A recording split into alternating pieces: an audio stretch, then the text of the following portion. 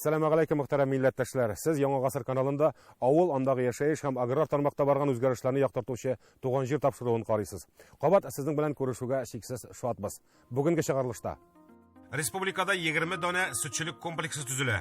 Савым күләме һәм сыер саны күпмегә артачак, безнең фаразлар. Алар агросәнәгать рейтингында беренче, Тукай районы алдынгыларын барлады. Борчыган мәсьәләләр шактый, аларның ничек хәл итәсе? Фермерлар съездыннан безнең репортаж. Гореф-гадәтләр онытылмый, узган якшәмбедә май чабуны бәйрәм иттеләр. Бүгенге тапшыруның төп темалары әнә шулар.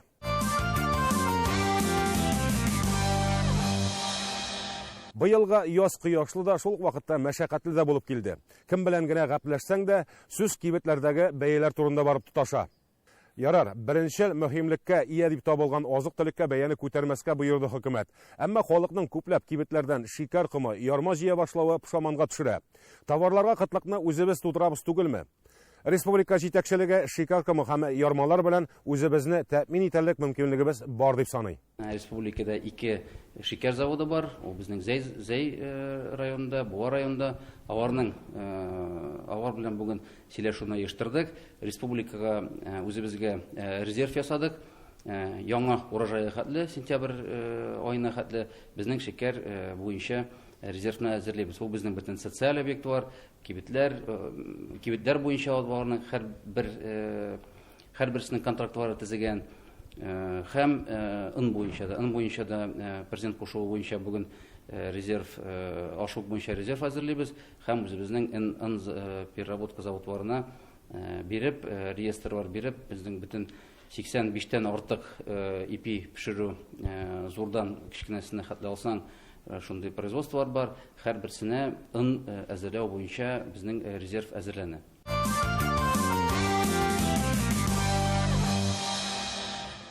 Азык-төлек кытлыгы булмасын өчен авыл хуҗалыгын ныгыту кирәклеге бәхәссез. Авылда яшәүчеләр дә пешән чәчкән бакчаларына бәрәңге утырта башлар әле мөгаен. Хәтта сыерын бозавында асрый башларга мөмкиннәр.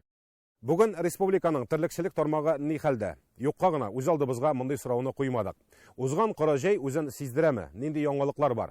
Булар хакында аграр министрының терлекчелек буенча урынбасары Ленар Гарипов белән әңгәмә курдык. Әбиләр әйтмешли, кышның курсагы озын аның. Шул терлек азыгына кытлык булган елларны пәйда булган гыйбарәдер инде бу. Әмма быелгы кышка аваздаш булып яңгырый. Кайсы бер хуҗалыкларда масса җыйдылар инде, чтоб күләмен арттырыр өчен. Ул масса җыелган саен күп мәзагырак көтәсең, шуңа күрә аның сыйфаты әзәя. Бу сыйфатны күтәрер өчен без азык-төлеккә анда белковый дип әйтәбез инде, энергиялы кармаларны күбрәк истәргә кирәк, сатып алырга кирәк була. Шуңа күрә бу біз клетчатка өлешен әзерләдек, калган әйберләрне сатып истәргә туры килә. Мондый районнарыбыз төрле булды инде, төрле өлкәләрдә. Менә Актаныш, Мыслим, Новошиш, Минский районнарында аларда еще да ныграк булды инде теге азыкның аз булуы. Шуңа күрә быелгы ел тартылып барабыз инде. Тартылып менә язга ниндидер безнең запас элек бит әзерләнә иде. Ел ярымны, 2 еллык азык әзерләйдек дип. Быел андый запаслар юк. Быел притик чыгабыз без язгы сезонга, җәйге сезонга дип әйтик. Шуңа күрә задачалар үзебезнең районнарда да задачалар куелган. Семинарлар буенча да алдынгы күп еллык үләннәр өстендә дә кукуруз белән дә бик нык эшләргә кирәк булачак инде. Тиз генә җитештерү өстендә, тиз элгәртү, тиз җитештерү һәм шул азыкны кулланып үзебезгә продукция алырга. Бу җәйдә терлек азыгы әзерләүгә зур игътибар һәм күп көч таләп ителәчәк. Чөнки запаслар бетте. Тагын ел ярымга җитәрлек итеп әзерләргә кирәк була азыкны. Күп еллык үләннәрне яңартырга, сыйфатлы бер еллык үләннәрне күбрәк чәчәргә. Энергия чыганагы булган кукурузны да мул күләмдә игү таләп ителә. 2021 елда 1,958,000 тонна сөт савылган. Бу яктан үзебез тәэмин итүгә түгел, читкә дә сатабыз. Шулай ук былтыр 539,000 тонна ит җитештерелгән. Әмма соңгы көннәрдә итне сату бәясе дә нык артты. 52% безнең тавык итеннән тора инде. 24% дуңгыз ите, 24% сыер итеннән, говядина дип әйтәбез инде. Шуңа күрә без норматив буенча безнең үзебезгә халкыбызга җитерлек объемны җитештерәбез, һәм ки әле тирә-юньгәдә сатырга мөмкинчелегебез бар. Бәйгесендә бәягә килгәндә энергоносительләргә дә, тимер тымырга да, покупной кармаларга да, менә мин кармалар буенча әйтеп киттем инде сезгә. Азык-төлекне сатып алырга да бүгенге көндә бәяләр үсте, шул пәйе үсү bu şuşu nega итертип чыктырды инде безнең сөткә дә иткә дә әзрәк бәяләрнең күләме үсә, потому что себестоимость дигән әйбер бар, себестоимость арткачтан барбер сату күләме дә, сату бәясе дә артачак инде. Азык-төлек бәяләре кибет киштәләренә килеп җиткәнче берничә баскычны үтәргә мәҗбүр. Һәрберсендә өстәмә бәя куела. Шуңа да шәһәр халкы өчен иң кулайы ярминкәләрдер. Анда бит үз товарын җитештерүче үзе сата. Быел да 19 марттан махсус мәйданчыкларда ярминкәләр башланачак. Ә менә авыл хуҗалыгында эшләүчеләр үзләре хөкүмәт ярдәменә мохтаҗ. Аларның да тотылган чыгымнары сизелерлек артты соңгы вакытта. Сатып алынган азыкка Россия Федерациясе тарафыннан 721 миллион акча бирелде. Ел ахырында шушы безнең сатып алынган азыкның 17%-ын бәйнекендә киридән кайтарып бирелде. Бу безнең бөтен сельхозформирование, коллективный фермерский хозяйстволарга савым сыерларны алган карманның 17% өлешен кайтару өстендә эшләнде менә ел ахырында. Ел ахырында тагын президентыбыз тарафыннан 500 миллион акча бирелде сөткә иттереп, менә бу сөткә бирелгән акчадан тоже мөмкинчелекләребез булды. Бәйнекендә фермерларыбызга, коллективный фермерский хозяйстволар, сельхозтоваропроизводительләребезгә бәйнекендә булмаган азык-төлекне тагын сатып алырга и үзенең җитештерергә мөмкинчелекләре зур булды. Программалар бик күп, кооператив программаларда, грант программаларда бәйнекендә нәселле өйрәтерлекне сатып алу өлешенең кайтару программаларда бик күп. Бәйнекендә килгәндә техника сатып алынганга, төзелешкә 25% капекслары кайтарылу өстендә дә мондый программалар бик күп. Бәйнекендә авыл хезмәтендә шөгыльләнгән кешегә бәйнекендә поддержкалар бик зур. Дөрес, авылларда эшче көчләр азая. Элеккеге фермаларда сыерны бәйләп асрап кына әллә ни табыш ала алмыйсың. Шуңа да күп хуҗалыклар зур терлекчелек комплекслары төзү яклы. Бүген республикада 20 дана әнә шундый мегафермалар төзелә. Аларда 17 мең баш савым сыеры асралыр дип фаразлый аграр министрлык белгечләре. Терлекчелектә цифрлаштыру программасы 42%-ка үтәлгән. Бу эш быел да дәвам итәчәк. Бу хакта сөйләшүне киләсе тапшыруда дәвам итәрбез. Республиканың агросәнәгать рейтингында Тукай районы беренче. Кичә уздырылган алдынгылар бәйрәмендә әнә шулай дип белдерделәр. Игенчелек, сөт җитештерү үсештә. Фермерлык һәм үз мәшгульлек юнәлеше 250-дән артык эш урыны булдырган. Аграр тармактагы уртача хезмәт хакы да башкалар белән чагыштырганда шактый югары. Бәйрәм мизгелләрен тапшыруның иҗат төркеме дә күзәтеп кайтты. Йорчаллыдагы икмәк продуктлары комбинатында тәүлек әйләнәсе эш тукталмый. Алар республиканы гына түгел, күрше төбәкләрне дә ипи пешерә торган он белән тәэмин итә. Җиһазларның заманча булуы, җитештерелгән онның сыйфатын яхшыртырга ярдәме зур дип белгечләр. Таких великих проблем с наличием зерна нет. Ашлыкка кытлык юк үзе. Без тәүлегенә 300 тонна бертик эшкәртәбез. 76% югары сортлы ын чыга. Кирәк булса, икенче сортлы ын һәм көрпәдә ясыйбыз. Онның сыйфаты яхшы ашлыктан да диләр биредә эшләүчеләр. Үзләренең элеваторлары бар. Андагы заманча лаборатория бөртекне энә күзеннән үткәрергә сәләтле. Анда сакланучы шимал бетсә, бөртекне читтән сатып ала башлыйлар. У нас элеватор на 90 с лишним тысяч. Безнең элеватор 90 мең тонна ашлык кабул итә ала. Сыйфатлы бөртекне сайлап алып, тегермәнгә тапшырабыз. Калганын аксын күләменә карап, катнаш азык ясарга җибәрәбез. Икмәк комбинатының эшчәнлеге белән аграр министр Мурат Җаббаров та танышты.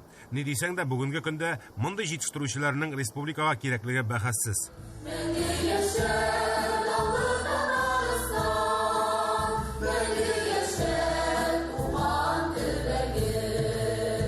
Шул ук көнне Тукай районы җитәкчелеге авыл хуҗалыгы алдынгыларын энергетиклар мәдәният йортына җыйды.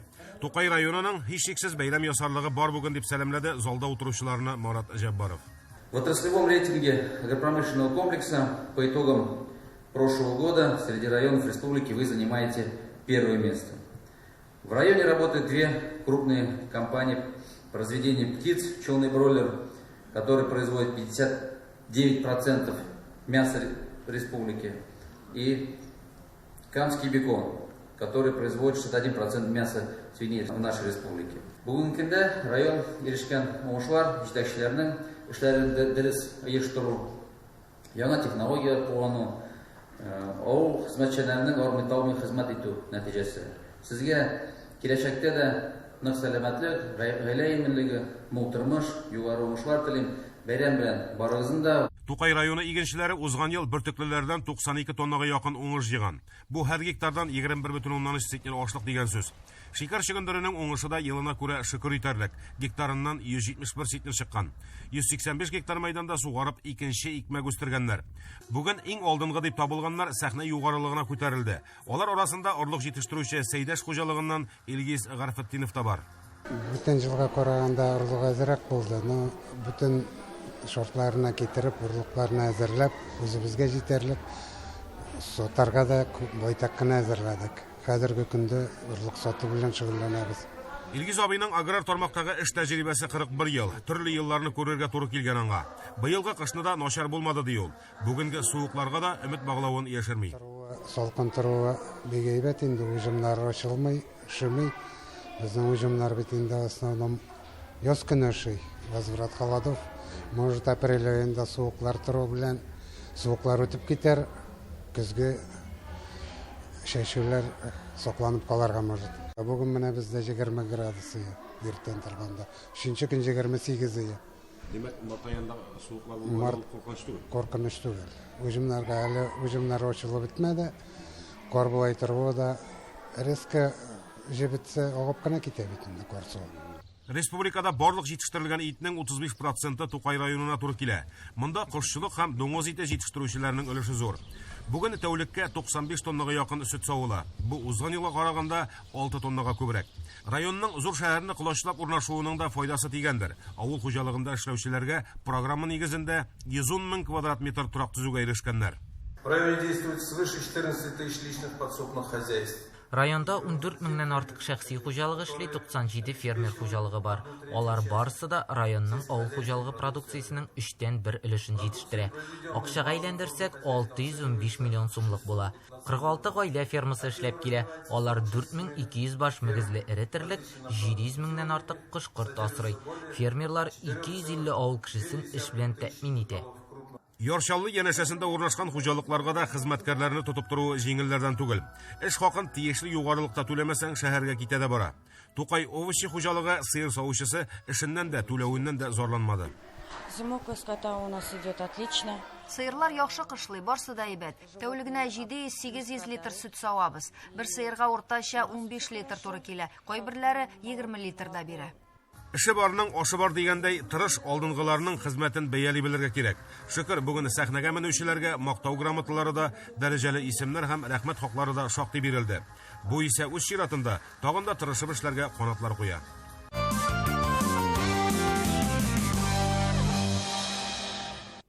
Татарстанда фермерлык хәрәкәте оешуга 30 ел. Ә менә аларның кайберләре үзләрен һаман да үги бала итеп сизә. Ни өчен? Кайбер район җитәкчеләре дистә еллар дәвамында эшкәрткән җирләрен тартып алу белән яный. Бу очракта нишләргә? 2 ел көткән субсидияләрне алып булырмы? Язгы кырышларын ничек башкарып чыгарлар? Быелгы фермерлар съездында яңгыраган мәсьәләләрнең бер өлеше әнә шулар. Нинди тәкъдимнәр яңгырап, нинди карарлар кабул ителгәнен Гүзәл Хөсәенова күреп кайтты. Татарстан фермерлары 2021 елда 24 миллиард сумлык продукция җитештергән. Бу гомуми җитештерелгән азык-төлекнең 30% дигән сүз. Шунысын да әйтергә кирәк. Хөкүмәт ярдәме фермерларга эре агрохолдингларга караганда азрак бүленә. Фермерлар берлеге рәисе Камер Байтимиров хезмәттәшләрен борчыган мәсьәләләрне яхшы аңлый. Бүген аларны борчыганы бюрократик киртәләр. Над фермерскими хозяйствами образовался целый пол. Фермерларның һәрбер адымын тикшерүчеләр, контрольдә тотучылар күбәеп китте. Цифрлаштыру системалары гына күпме? ВГИС, Зерно, Меркурий, Цербер исеме генә тора. Булар бигрәк тә башлап җибәрүче фермерларга авырлык тудыра. Бу таләпләрне бераз җиңеләйтеп булмасмы дигән тәкъдим белән чыгабыз. Бүгенге җыенга 151 фермер килгән. Һәрберсе үзе өчен ниндидер файдалы фикер, яңалык ишетергә өметләнә. Илдәге үзгәрешләр авыл хуҗалыгында урап узмый бит. Без теге төшенкелеккә бирелә торган кешеләр түгел инде. Билгесезлек куркыта азрак. Менә банкларның действиесе, процентлары артуы азрак борчып тора. Хаклар ничек булыр микән? Может, яңа әйберләр ишетербез дип килдек. Рафаэль Асхадуллин да башкалар кебек җирендә эшкәртә 40 баш малда асрый, терлек азыгында үзе әзерли. Бу елда да язгы кырышларын башкарып чыгарга акчасы җитеп бетми фермерның. Хөкүмәт буша субсидияләр белән, ниләр белән, бик волокитный субсидияләр алу, бик күп документлар intesi yani bütün kişilerde, bütün firmalarda şu inde şunday problemalar var. Teknik içinde subsidiyaları alıp bitirip olmay.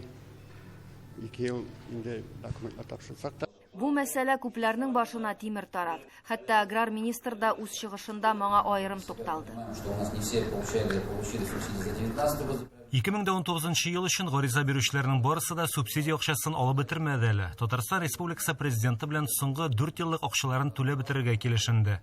Икенче кварталда 2019-20 елларын түләргә ниятлибез. Кемнәр субсидия алмады, документларын әзерләсен. Апрельдә акчалар булыр дип көтәбез. Фермерлар бүгенге съездга аерым тәкъдимнәр дә алып килгән. Екатерина Кучумова ире белән 20 ел инде Тәтеш районында җиләк-җимеш үсентеләре үстереп сата. Алар тулысынча сәламәт җиләк-җимеш үстерү өчен утырту материалы җитештерү биоүзәге булдырмакчы. Включающий в себя Бу үзәктә сәламәтләндерү һәм үрчетү өчен микроклонлаштыру лабораториясе, җылтылган теплицалар, супер элита үсентеләрен үстереп җибәрү өчен берничә басу, прививка ясалган материал үстерү өчен тагын бер кишәрлек булырга тиеш. Бу пилот проектта республиканың барлык фермерларын сыйфатлы, органик, сәламәт үсентеләр белән тәэмин итәчәк. Марат Җаббаров та бу юнәлешне хуплады. Тик проектны хөкүмәт ярдәменнән башка тормышка ашырып булмаячак. Проектны кооператив оештырып тормышка ашырып булыр, диде аграр министр. Хәер, Кучумовларга моннан башка да хәл итәсе кыенлыклар бар әле. Администрация Тетюшского района. Тәтеш районы администрациясе башлыгы фермерга җирләрне милеккә күчерүдән һәм хәтта аренданы озынайтудан баш тарта. Һәм ул җирдән кичекмәстән китүне таләп итә. Алга таба җирне куллану белән бәйле рәвештә фермердан нигезсез баю акчасын таләп итү. Хәзер арбитраж суд карарын көтәбез. Әнә шулай дөрестлек эзләп суд юлларын таптарга мәҗбүр Тәтеш фермерлары. Кыенлыклар аз түгел инде. Хисапчы хезмәтләрен җайга салу кирәк. Фермерга бит бер үзенә бухгалтер тоту кыйммәткә төшә. Әниса Евдокимова салым оешмасында тәҗрибә туплаган белгеч. Бүген ул фермер. Теләче районында җиләк-җимеш үстерә. Ассоциация фермеров, да, шушлай единый бер база ясадык. Статистика отчетында, налоговый, пенсионный, управление отчетында бер җирдәшләргә. Чөнки әгәр дәгән бухгалтер үзенең була икән, бер бухгалтер тотарга бит туры, аларга выгодно түгел. 15-кә беркем дә утырмыймы, 20 ничә меңне түләргә аларның тоже возможностьлары юк. Әгәр дәгән бер бу менә шушында единый базада фермерлар аңлап, шушы әйтеп ассоциация бөтенсә кереп, шушы бер җирдә отчетлар эшләнелә икән, үзләренә дә җиңел була, кредитлар, лизинглар алганда, чөнки ул бухгалтерның күпме гектар җир бар икәнлеген белә, күпме техника барын белә, күпме продукция җитештеркәнлеген белә, күпме продукция сотканлыгын белә, шуның өчен менә шушы документацияны обобщать итеп эшләп, любой теге органнарга бирергә җиңел була, и фермерларның эшләрен дә җиңеләйтә. Фермерлар чыннан да яклауга мохтаҗ быел. Чит илләрнең шикләүләре үзен сиздерәчәк. Техника запас частьләренең күбесе шуннан кайтарыла иде. Кайбер культураларның орлыгын да чит илдән сатып ала иделәр. Димәк, Россия оешмалары җитештергән әйберләрне ныклап өйрәнергә туры киләчәк быел. Щелково Агрохимда шикәр чөгендере орлыгы бар, сыйфаты әллә ни булмаса да бәяләрне күтәрделәр. 100% алдан түләү шартында куйганнар. Ничек кенә булса да бу кыен хәлдән чыгу юлы. Чөгендер утыртучылар бездә бар, уйларга кирәк, тартып сузып йөрергә ярамый. Әлбәттә, булган кыенлыкларны бер кизәнүдә генә хәл итеп булмаячак. Аларны даими контрольга алып шишелешен табу дөрес булыр. Бүгенге корылтайда фермерлар санын 45 меңгә җиткерү фикере яңгырады. Шул очракта алар үзләре генә дә 2 миллион тонна бертиг үстерә алачак. Өстәвенә эшкәртелми яткан җир мәйданнары да кимәячәк. Ассоциация рәисе Камер Бәйтимиров әнә шулай дип белдерде. Аңарчы язгы кыр эшләрен җиренә җиткереп башкарып чыгарга кирәк әле. Яз җитене халык элек-электән үзенә күрә бер бәйрәм, шатлык итеп кабул иткән. Язны каршылауның аерым юла, горыф-гадәтләре дә шактый. Майчабу, ягъни Масленица нәкъ менә шундыйлардан. Питрәш районының Керәшен Сәрдәсе авылында әлеге бәйрәмне ел сайын зурлап бәйрәм итәләр. Керәшен халкы кыймакны ничек пешерә? Карашкы яндыруның нинди үзенчәлекләре бар? Бу хакта тулырак киләсе видеоязмада.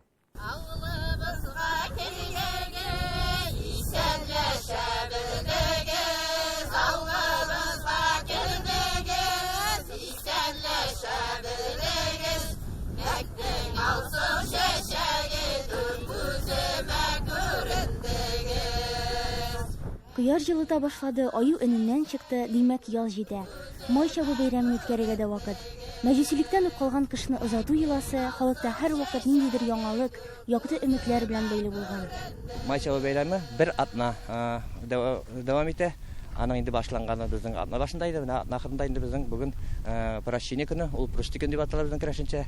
Бер-берсеннән гафу үтенеп сораганнар һәм инде бер-берсен кичергәннәр. Бер атна эчендә безнең халык бер-берсенә кунакка йөришкән, коймак пешергәннәр, бер-берсен сыйлаганнар. Май чабу атнасында сыер мае ашарга рөхсәт ителгән. Бу вакытта урыс халкы олы көн уразасы алдыннан күбрәк майлы, итле ризыклар белән сыйлана. Ә бәйрәмнең төп ризыгы әлбәттә инде коймак. Аның нинди генә төрләрен пешермиләр. Электән үк коймак кояш символы булып саналган. Коймак куйганда, коймакка сөт салабыз, чүпрә, күкәй, сыек май, тоз, песок.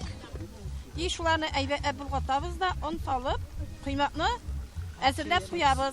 Коймак кабаргастан, аннан соң коймакны инде үз хәленнән кабарганнан соң коймакны пешерә башлыйбыз.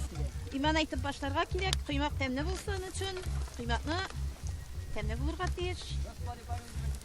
Господи помилуй дип әйтәбез инде. Бездә инде ул Господи помилуйлар калмый, әйтеп кенә торабыз аны. Тәсри. Менә шулай иттереп, тәмле иттереп коймагыбыз безнең килеп чыга. Елга бер генә килә торган бәйрәмне бөтен авыл халкы көтеп ала. Мондагы түгәрәк уен, җыр биюләрне инде авыл мәдәният йорты каршында эшләп килүче халык ансамбльләреннән башка күз алдына да китереп булмый. Әлеге иҗади төркемнәргә әбиләр дә, бәбиләр дә бик теләп йөри. Мин әле 2 генә ел йөрим. Чулпы ансамбль инде ул 40 елга якын эшләп килә. Монда күп кешеләр китте, менә мин килдем, карчык булсам да килдем әле. Шушыннан аерыла алмыйм. Без анда бию белән дә шөгыльләнәбез, караокеда җырлыйбыз, чигәбез, чәчәкләр ясыйбыз. Коллектив шундый әйбәт җылы, шул хәтле ки менә барасы килеп тора.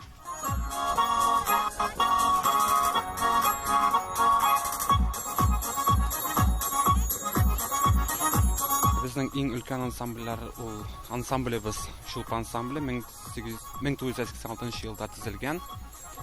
Хәзер составы яңарса да, җырлары, гореф-гадәтләрне өйрәнү, бергәләшеп җырлап йөрү алай югалмаган. Составы яңарса да, яңа кешеләр килсә дә, җырлары иске, үзгә. Безнең шулай ук эшләй бер авылыбызда бер проект, Әбинең алты сандыгы дигән, шунда улы иң өлкән кешеләргә барып, аларның җырларын, шигырьләрен бөтенсен җыеп туплап, Шулпы ансамбле белән хәзер өйрәнү өстендә эшлибез. Ансамбль тырышлыгы белән борынгы җырлар гына түгел, элек-электән калган уеннар да яңартыла әле монда. Юкка гына май чабуны элегрәк катайса дип атамаганнардыр. Атларга, чаналарга утырып шуу, төрледән төрле ярышлар үткәрү үзенә күрә күңелле бер гадәт. Яз бит инде үзе белән бергә кояш алып килә. Кояш белән бергә җылы килә. Менә шул кыш вакытта, кышлыкта туңган сөякләрен язар өчен халык тау башларына чыккан, милли уеннарга күчкән. Менә безнең үзебездә дә күкәй җыю бәйрәме бар, күкәй тәгәрәткәннәр, тау башларында уеннар уйнаганнар. Ничектер менә шушы кыш вакытындагы салкынлыкны, ачлыкны кешеләр шушы яз аенда кояш бәйрәмнәре үткәреп, кояшка табынып, менә шулай үзләрен юатканнар. Бу көнне адәми затлар бер-берсеннән гафу сорарга гадәтләнгән. Алар шулай күңелләрен бушата, бер-берсенә бүләкләр өләшеп, шатлыкка юл ача. Керәшеннәрдә әлеге гореф-гадәт адарит итү дип атала. Әнә шундый йолалар халыкның бердәмлеген, бер-берсенә карата хөрмәтен арттырырга сәләтле дә инде. Минем монда дәвалием тора, мин монда ел сайын кайтам сеңлем белән. Бик ошый миңа бу бәйрәм. Бу бәйрәм бик күңелле үтә. Һәр ел сайын монда авылга кайтабыз, особенно кызларга, балаларга бик ошый. Көтеп ятабыз шуны, специально обязательно кайтабыз. Май чабуның иң мөһим мизгеле дә килеп җитте. Карачкы яндыру. Иң кызыгы шул, бәйрәмгә җыелган халык кәгазьгә үз теләкләрен язып, карачкының кесәсенә сала. Ә инде яндырганнан соң калган көлне җыеп куялар. Язгы кирешләре башланыр алдыннан әлеге көл белән җирне туендырырга кирәк. Борынгы шанылар буенча карачкы белән бергә яндырылган теләкләрне җир ана һичшиксез кабул итеп ала һәм мул уңыш бирә.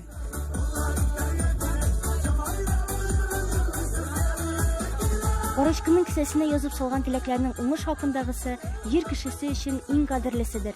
Узган кыры җәйдән соң киләсе җәйне һәр кайсыбыз уңышлы булсын иде дип көтә. Аллаһ кушып, теләкләребез чынга ашсын иде. Туган жер тапшыруының бүгінгі чыгарылышы тәмам. Аның чираттагысын рус телендә Гүзәл Хөсәйнова алып барачак. Ә без сезнең белән 25 март кичендә очрашырбыз. Сездән WhatsApp номерына теләк тәкъдимнәрегезне көтеп калабыз. Исәнлектә күрешергә язсын.